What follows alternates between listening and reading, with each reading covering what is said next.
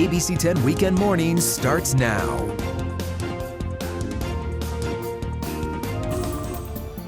A shooting in broad daylight rattles a Sacramento apartment complex. What we know about yesterday's fatal series of events and the new details we're learning this morning.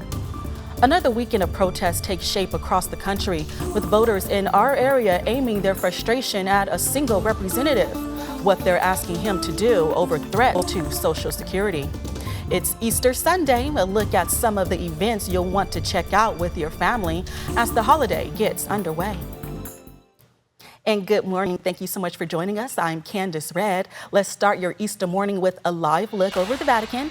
Well, thousands of people have visited the iconic landmark this morning to take in the holiday. Meanwhile, here's a look over the sunrise over Sacramento this morning, where families can look forward to another great spring day. Well, ABC 10 meteorologist Sean Stiles has more on what you'll want to know if you're heading out for the holiday event.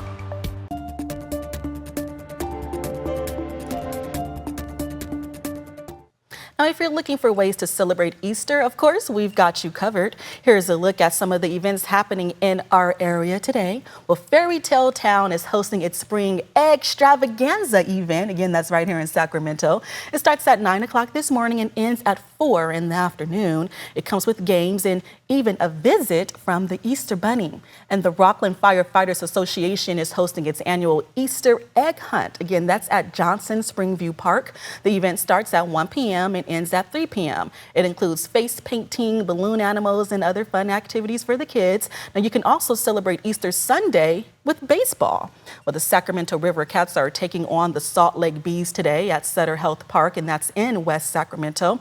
The first pitch is at 1 p.m. We have a list of other events on our website. That's abc10.com. The Stockton Sikh Temple is hosting its annual Sikh Parade and Festival today. It's all about celebrating Sikh culture. Now, more than 20,000 people attend the event every year. The parade is at 10 o'clock this morning. It starts and ends at the temple near 5th Street. Of course, you can expect several road closures in the area. The festival ends at 6 o'clock tonight. The event is free and open to the public. Well, let's go ahead and talk sports for a minute. The city of Stockton is celebrating. That's because the Stockton Kings defeated the Magic in Florida last week to claim the 2024 NBA G League championship. And the Kings hosted a huge celebration yesterday at Eventus Health Arena. And as ABC 10's Gabriel Porras explains, it's a historic moment. In Stockton, Gabriel Porras, ABC 10. Wow, looks like a great time. Thanks, Gabe. Well, in about 20 minutes, you'll hear from ABC 10's Kevin John. He'll tell you more about the championship celebration and why it matters most to the city of Stockton. Let's turn now to continuing coverage. Thousands of people are protesting against the Trump administration. This is something that's happening nationwide from New York to California. Right now, you're looking at video of protesters outside of the White House and other areas. This is all happening yesterday. People were speaking out against some of Trump's policies like mass deportation of undocumented immigrants and efforts to scale back the federal government by firing thousands of government workers. Well, dozens of people also protested outside of Republican Congressman Kevin Kiley's office. Again, this happened yesterday. This is on Lone Tree Boulevard in Rockland. People demanded a town hall meeting with Kiley to talk about their concerns over Trump's policies and other issues like cuts to Medicare and Social Security.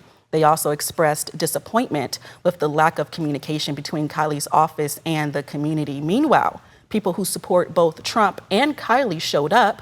The protest remained peaceful.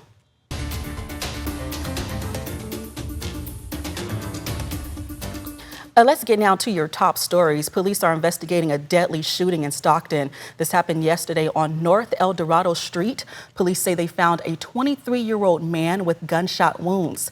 He was taken to the hospital where he later died. Police are still searching for the shooter. If you have any information, you are urged to call the Stockton Police Department. New details concerning a murder investigation in Sacramento. Listen to this. Police say a person suspected of killing a woman at an apartment complex on Arden Way is now dead. Police believe the suspect shot and killed himself. Police found the person dead in a car last night during a traffic stop on Interstate 80. This is right near Norwood Avenue. We're told several other people were inside of the vehicle as well. Well, ABC 10's Roxanne Elias breaks down the case from the very beginning. Coming up on ABC 10 Weekend Morning News, a new ruling from a California judge set to help fired federal workers find new jobs, what the judge is now ordering from the Trump administration. A potential cut to Medicaid, putting 15 million Californians at risk of losing their insurance. The deadline for the state to do something. We'll have that story in about 2 minutes. Stay with us. A federal judge is saying the Trump administration must tell some of its fired federal workers that they were not fired for performance reasons. Well, instead, the judge is requiring the administration to provide a written statement saying the firings were the result of a government-wide termination. In their ruling, the judge said the distinction would help employees find work in the future. The ruling requires the administration to provide this notice to fired workers by May 8th. In other news, a consumer advocacy group in Los Angeles is suing the state. Well, the group filed a lawsuit on Monday against Insurance Commissioner Ricardo Lara in an attempt to block insurers from charging customers in California for $500 million in costs associated with the deadly wildfires in Los Angeles.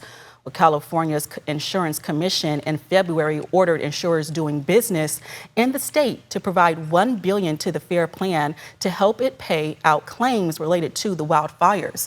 Well, the lawsuit alleges Lara overstepped his authority and violated state laws for allowing for such cost shifting without going through the proper process.